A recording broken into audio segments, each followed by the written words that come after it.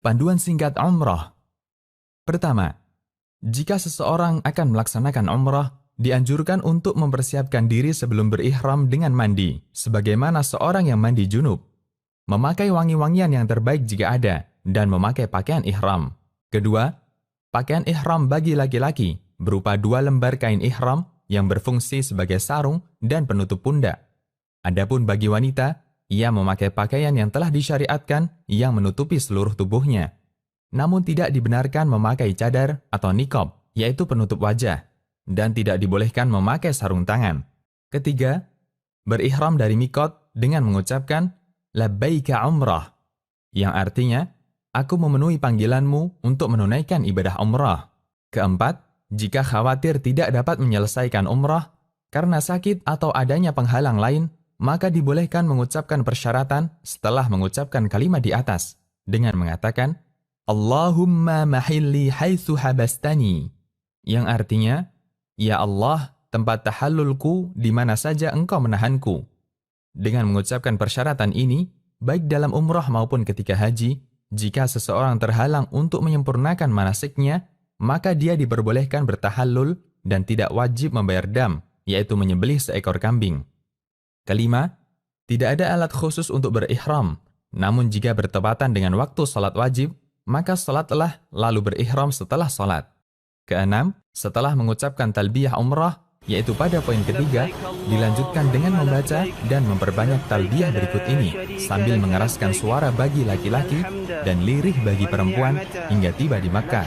Labbaik Allahumma labbaik, labbaik la syarika laka labbaik, innal hamda wan ni'mata laka wal mulk la syarika lak, yang artinya, aku menjawab panggilanmu ya Allah, aku menjawab panggilanmu, aku menjawab panggilanmu, tiada sekutu bagimu, aku menjawab panggilanmu, sesungguhnya segala pujian, kenikmatan, dan kekuasaan hanya milikmu, tiada sekutu bagimu.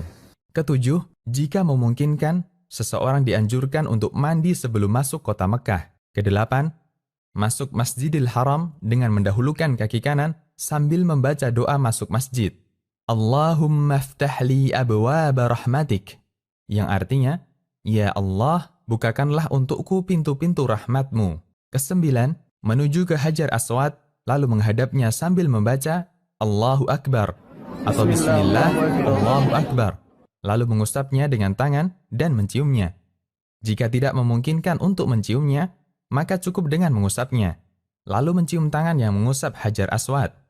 Jika tidak memungkinkan untuk mengusapnya, maka cukup dengan memberi isyarat kepadanya dengan tangan, namun tidak mencium tangan yang memberi isyarat. Ini dilakukan pada setiap putaran tawaf. Kesepuluh, kemudian tawaf umrah 7 putaran, dimulai dari Hajar Aswad dan berakhir di Hajar Aswad pula, dan disunahkan berlari-lari kecil pada 3 putaran pertama, dan berjalan biasa pada 4 putaran terakhir. Kesebelas, disunahkan pula mengusap rukun Yamani pada setiap putaran tawaf, namun tidak dianjurkan mencium rukun Yamani.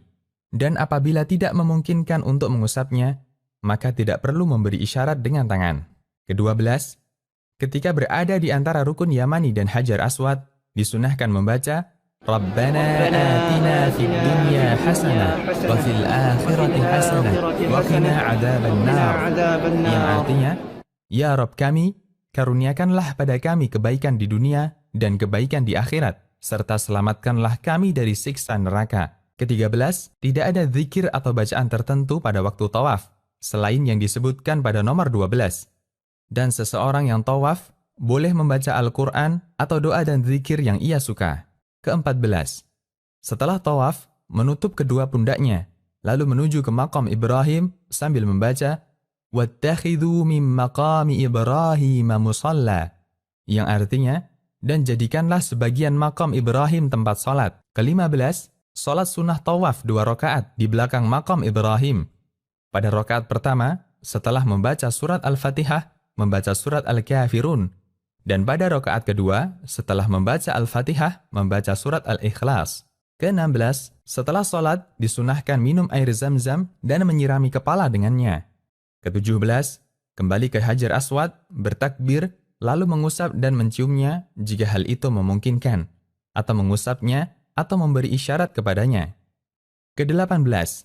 Kemudian menuju ke Bukit Safa untuk melaksanakan sa'i umrah, dan jika telah mendekati Safa, membaca Inna Safa wal Marwata min sya'airillah. Sesungguhnya Safa dan Marwah adalah sebagian dari syiar Allah. Lalu mengucapkan Nabda'u bima bada'allahu bih. Ke-19. Menaiki Bukit Safa, lalu menghadap ke arah Ka'bah hingga melihatnya, jika hal itu memungkinkan. Kemudian membaca Allahu Akbar, Allahu Akbar, Allahu Akbar. La ilaha illallah wahdahu la syarika lah. Lahul mulku wa lahul hamdu yuhyi wa yumit. Wa huwa ala kulli syai'in qadir. La ilaha illallah wahdah. Anjaza wa'dah. Wa nasara abdah. Wa hazamal ahzaba wahdah. Ke-20. Bacaan ini diulang 3 kali dan berdoa di antara pengulangan-pengulangan itu dengan doa apa saja yang dikehendaki. Ke-21. Lalu turun dari Safa dan berjalan menuju ke Marwah. Ke-22. Disunahkan berlari-lari kecil dengan cepat dan sungguh-sungguh di antara 2 tanda lampu hijau yang berada di Mas'a atau tempat sa'i bagi laki-laki. Lalu berjalan biasa menuju Marwah dan menaikinya. Ke-23, setibanya di Marwah, kerjakanlah apa-apa yang dikerjakan di Safa, yaitu menghadap kiblat, bertakbir, membaca zikir pada nomor 19, dan berdoa dengan doa apa saja yang dikehendaki. Perjalanan dari Safa ke Marwah dihitung 1 putaran. Ke-24, kemudian turunlah lalu menuju ke Safa, dengan berjalan di tempat yang ditentukan untuk berjalan, dan berlari bagi laki-laki di tempat yang ditentukan untuk berlari. Lalu naik ke Safa dan lakukan seperti semula. Dengan demikian, terhitung 2 putaran. Ke-25, lakukanlah hal ini sampai 7 kali dengan berakhir di Marwah. Ke-26, ketika sa'i, tidak ada zikir-zikir tertentu, maka boleh berzikir, berdoa, atau membaca bacaan-bacaan yang dikehendaki. Ke-27, jika membaca doa ini, Allahumma ghfir warham, wa antal a'azzul akram, yang artinya, Ya Rabbku, ampunilah dan rahmatilah aku. Sesungguhnya engkaulah yang maha perkasa dan maha pemurah. Tidaklah mengapa, karena telah diriwayatkan dari Abdullah bin Mas'ud dan Abdullah bin Omar radhiyallahu anhuma, bahwasanya mereka membacanya ketika sa'i. Ke-28, setelah sa'i, maka bertahallul dengan memendekkan seluruh rambut kepala atau mencukur gundul, dan yang mencukur gundul itulah yang lebih afdal. Adapun bagi wanita, cukup dengan memotong rambutnya sepanjang 1 ruas jari.